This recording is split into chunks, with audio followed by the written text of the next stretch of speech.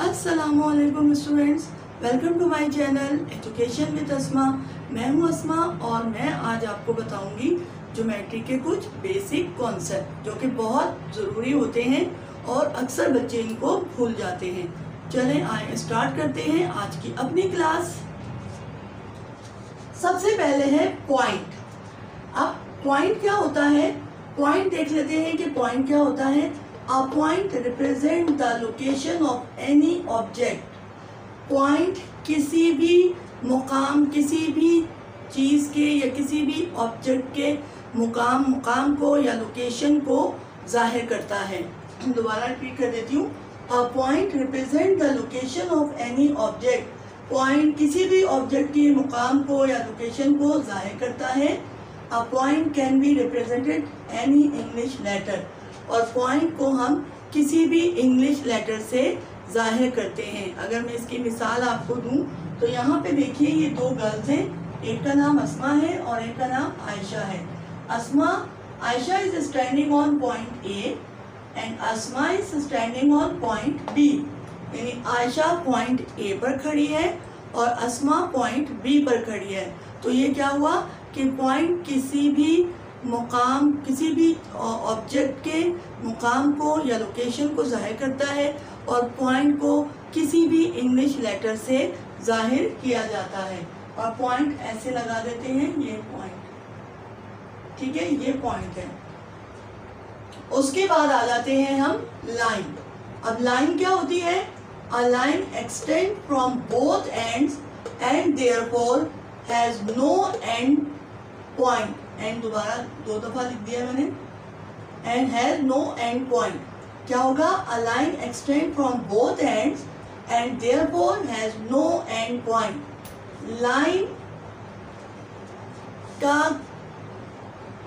कोई and point नहीं होता और जो इसके दोनों एंड्स होते हैं उससे ये एक्सटेंड होती है। यानी एक लाइन है, इसके कोई भी एंड पॉइंट नहीं होता और ये दोनों पॉइंट से, यानी एक दो पॉइंट होते हैं, उससे ये एक्सटेंड होती है। जैसे यहाँ पर ये देखिए, ये लाइन है, ये यहाँ से एरो जाहिर कर रहा है कि ये यहाँ से भी आगे बढ़ सकती है और ये इधर से भी आगे बढ़ सकती है। A line extend from both ends, यानी इधर से भी आगे हो सकती है, इधर से भी आगे बढ़ सकती है। एंड देयरफॉर, इसलिए इसका कोई भी एंड पॉइंट नहीं होता। और इसको लिख कैसे सकते हैं, कैसे लिखते हैं इसको? जैसे A B, line A B, इसको ऐसे भी लिख सकते हैं, लाइन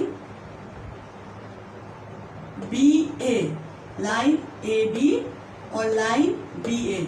और जो ये ऊपर छोटी सी बनी हुई है, ये लाइन को जाहिर करती है कि यहाँ पर ये सिंबल किसका होता है, ये लाइन का सिंबल होता है ये, ठीक है, ये लाइन को जाहिर करती है। इसको ऐसे लिखते हैं। उसके बाद हमारे पास आता है रे। अगर क्लास में आप ज्योमेट्री की क्लास ले रहे हो, अक्सर मेरे साथ भी ऐसा होता है कि मैं ज्योमेट्री की क्लास लेती हूँ और अगर मैं अपने स्टूडेंट से बेसिक कॉन्सेप्ट पूछती हूँ जो वो पढ़ के आए होते हैं तो वो जवाब नहीं दे पाते। कुछ बच्चे दे भी देते हैं, कुछ नहीं भी देते। यानी ज़्यादातर बच्चों को ये बेसिक कॉन्सेप्ट नहीं पता होते और वो आगे एंगल्स भी पढ़ रहे हैं और एंगल्स को ड्रॉ करना भी पढ़ रहे हैं और दूसरे कॉन्सेप्ट पढ़ रहे हैं जो कि उनको क्लियर नहीं हो पाते। तो ये जो बेसिक कॉन्सेप्ट हैं, इनका क्लियर होना बहुत ज़रूरी है। आपको पता चल गया कि लाइन पॉइंट क्या होता है, आपको पता चला कि लाइन क्या होती है। अब हमारे पास आ जाता है रे। अब हम ये देखेंगे कि रे, उर्दू में कहते हैं इसको शुआ, कि शुआ या रे क्या होती है। शुआ को देखिए, अ line that start from a point, एक लाइन जो कि एक पॉइंट से स्टार्ट होती है एंड एक्सटेंड और आगे बढ़ती है, ओनली वन डायरेक्शन में आगे बढ़ रही है, इज कॉल्ड अ रे। ठीक है, आसान सी डेफिनेशन है, याद रखिएगा। अ line that start from a point, एक लाइन इस पॉइंट से स्टार्ट हो रही है and extend only one direction और एक ही डायरेक्शन में आगे बढ़ रही है, इस कॉल्ड रे, जो कि रे कहलाती है। एक ऐसी लाइन जो एक पॉइंट से स्टार्ट होती है और एक ही डायरेक्शन में आगे बढ़ती है, रे कहलाती है। एक ऐसी लाइन जो कि एक पॉइंट से स्टार्ट होती है, एक ही डायरेक्शन में आगे बढ़ती है, रे कहलाती है। और इसको लिखते कैसे हैं? E F. जैसे एक ही पॉइंट है, जिस पॉइंट से ये स्टार्ट हुई उसको मैंने क्या नाम दिया? ई। और किस डायरेक्शन में आगे बढ़ रही है? एफ। तो मैं यहाँ कैसे लिखूंगी? ई एफ, और ऊपर मैं रे बना दूंगी। थोड़ी टेढ़ी हो गई, इसको सीधा कर देते हैं जरा ताकि अच्छी सी लगे।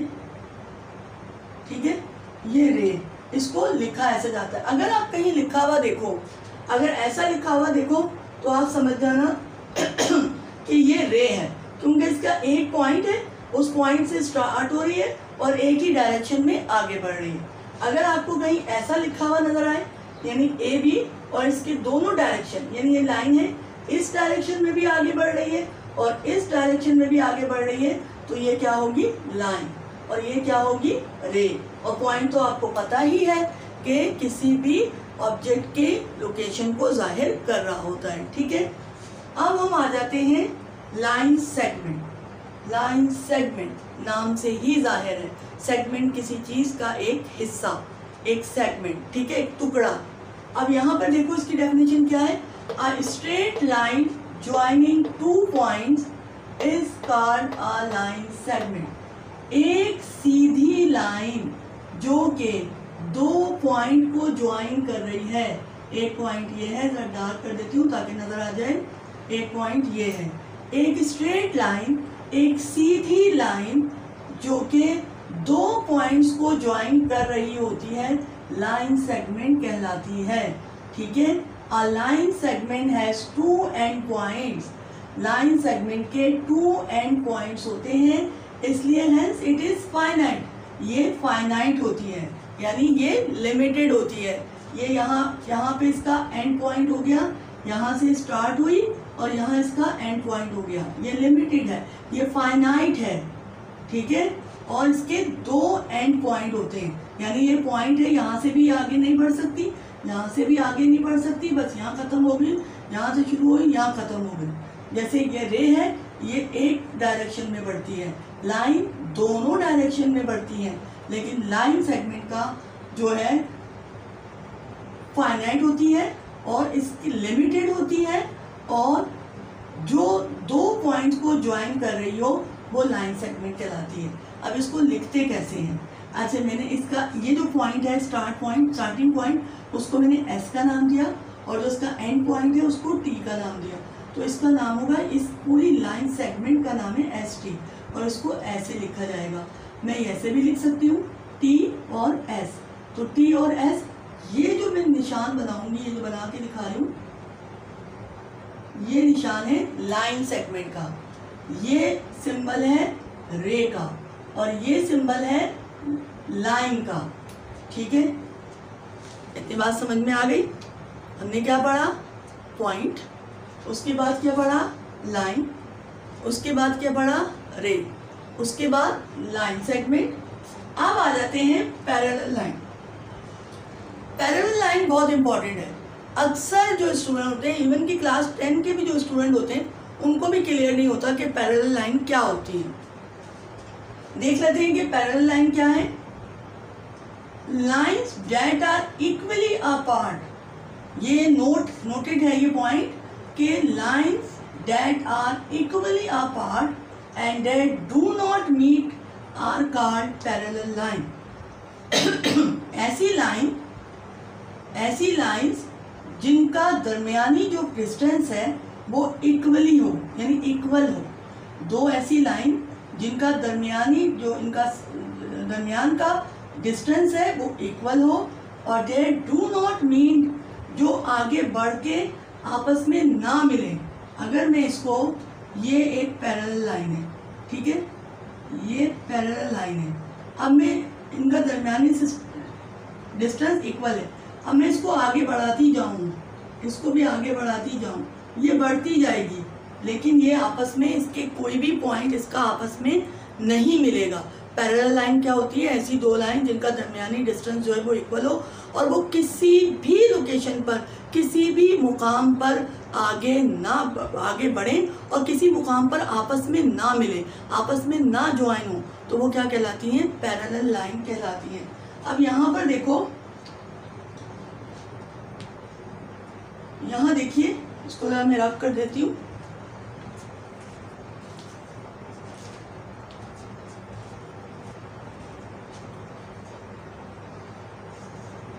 इसको यहाँ पे देखिए।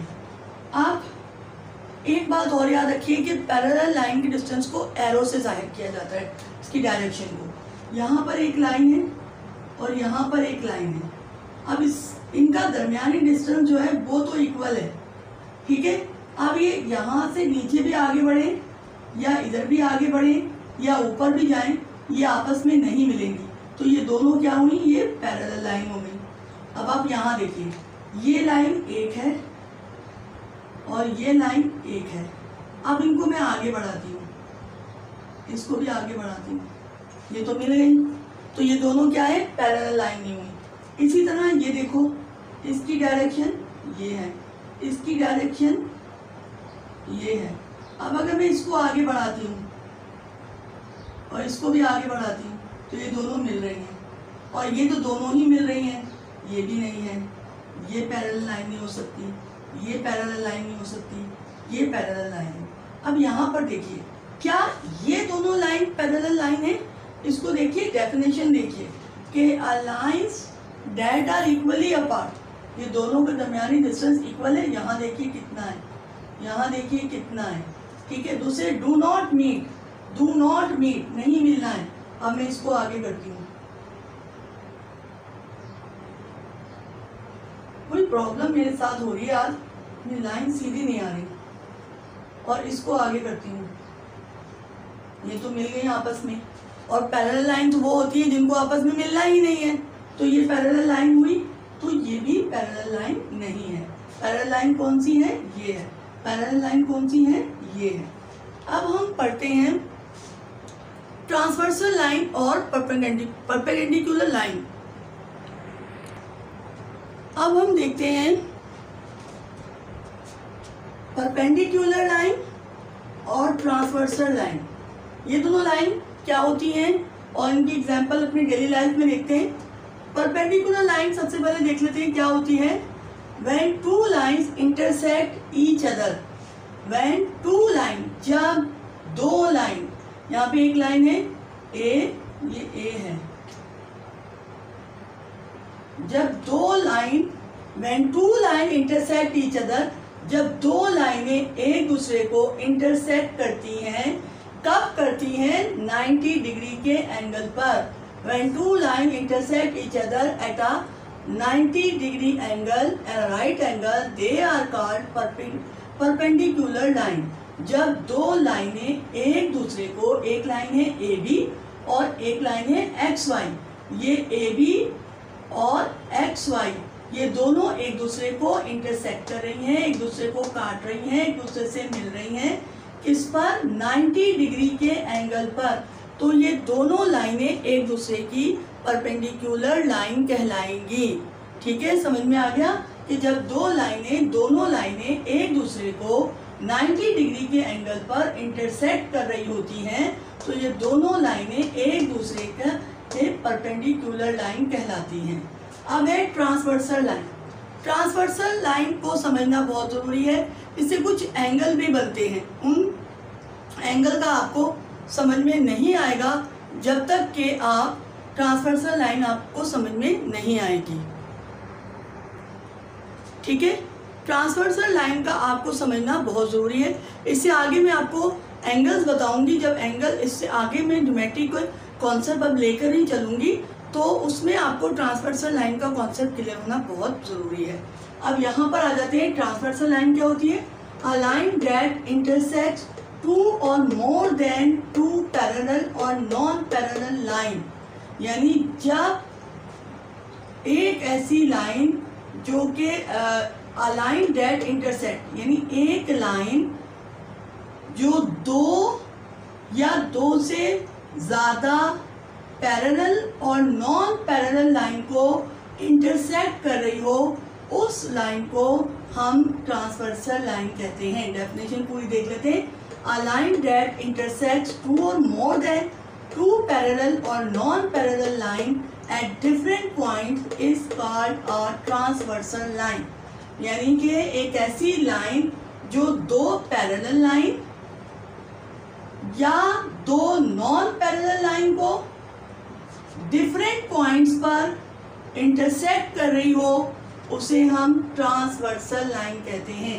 अब एक लाइन मेरे पास है ए और बी, ठीक है, एक लाइन ए और बी है, दूसरी लाइन सी और डी कर लेते हैं। बी क्यों आ गया यहाँ पर, नाम तो डी होना चाहिए, ठीक है।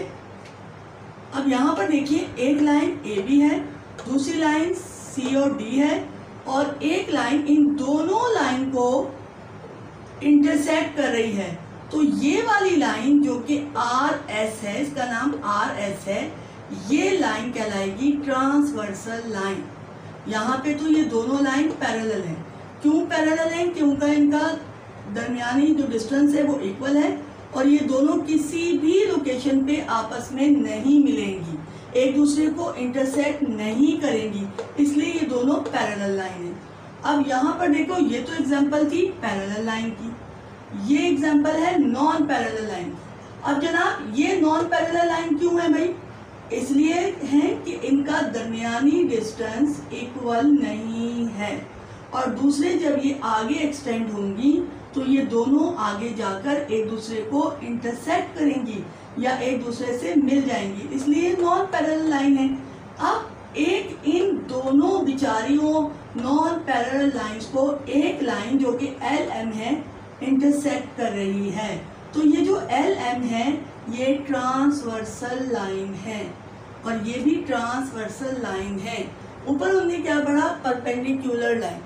परपेंडिकुलर लाइन को हम अपनी डेली लाइफ में कहाँ कहाँ देखते हैं? देखो, जब भी हम कोई सब्जेक्ट पढ़ रहे होते हैं, कोई कॉन्सेप्ट पढ़ रहे होते हैं, तो उसको आप डेली लाइफ से ज़रूर रिलेट किया करें कि हमें अपनी रोज़मर्रा ज़िंदगी में, अपनी डेली लाइफ में ये जो चीज़ हमने पढ़ी है ये हमें कहाँ नज़र आ रही है, हमें कहाँ मिल रही है, कहाँ पर ये कॉन्सेप्ट जो है हम अपनी जो है रोज़मर्रा की ज़िंदगी में, अपनी डेली लाइफ में यूज़ कर रहे होते हैं। आपने सफ़र तो किया होगा, रेलगाड़ी से छक छक छक छक छक छक गए होंगे कहीं ना कहीं, है ना, गए होंगे। तो आपने रेलवे क्रॉसिंग देखी होगी, जो रेल की पटरियाँ होती हैं, वो पटरियाँ जो कभी इस तरह क्रॉस करती हैं एक दूसरे को कि वो परपेंडिकुलर लाइन बना रही होती हैं। अपनी डेली लाइफ में ऐसा होता है, अगर आप एक्सपीरियंस आपने नहीं किया हो और कभी आप सफ़र पे जा रहे हो, रेलगाड़ी के मज़ेदार से सफ़र पे चक चक चक चक करते हुए जा रहे हो, तो आप ज़रूर नोटिस कीजिएगा कि कुछ जो ट्रैक्स होते हैं, रेलगाड़ी के पटरियाँ होती हैं, वो भी परपेंडिकुलर लाइन को जो है वो कॉन्सेप्ट ले रही होती हैं, उस कॉन्सेप्ट से वो डाली गई होती है। अब दूसरा है ट्रांसवर्सल लाइन। ट्रांसवर्सल लाइन हम अपनी डेली लाइफ में कहाँ यूज़ कर रहे होते हैं? आप जहाँ बैठे हुए हैं वहाँ पे भी ट्रांसवर्सल लाइन है। कहाँ है? आपके कमरे की, आपके रूम की दीवार और आपका फर्श, यानी जो कमरे का फर्श है वो भी ट्रांसवर्सल लाइन है। और जो आपकी स्टेयर्स हैं, घर में आपकी सीढ़ियाँ होंगी, जो स्टेयर्स हैं वो भी ट्रांसवर्सल लाइन की एग्जांपल है। तो आज का मेरा ये टॉपिक था बेसिक कॉन्सेप्ट ऑफ ज्योमेट्री, जो कि मैंने आपको कुछ कॉन्सेप्ट दिए। आई होप कि आपको अच्छे से समझ में आया होगा। वीडियो अच्छी लगी है तो लाइक ज़रूर कीजिएगा, वो तो आप कर ही देंगे, नहीं करते हैं तो फ़ौरन से एक लाइक कर दीजिए और एक प्यारा सा कमेंट भी कर दीजिएगा, और सब्सक्राइब ज़रूर कीजिएगा, क्योंकि मैथ्स के कॉन्सेप्ट में अब आपको बहुत ज़्यादा स्टूडेंट्स मुझे कहते हैं कि आप सिर्फ बायोलॉजी पढ़ाती हैं, मैथ्स के भी जो है, क्योंकि मैं स्कूल में मैथ्स भी पढ़ाती हूँ, तो बच्चे मुझे स्टूडेंट्स कहते हैं कि आप मैथ्स के भी क्लास लिया करें, और भी दूसरे बच्चे कहते हैं। तो मैंने सोचा है कि मैं अब मैथ्स की भी कोई ना कोई टॉपिक के हवाले से क्लास लूँगी, तो मैंने ज्योमेट्री को, बेसिक कॉन्सेप्ट्स को शुरू किया है। तो वही बात कहने की कि वीडियो अच्छी लगी हो तो लाइक ज़रूर कीजिएगा, सब्सक्राइब ज़रूर कीजिएगा। मिलते हैं किसी नए कॉन्सेप्ट के साथ, जब तक के लिए अल्लाह हाफिज़।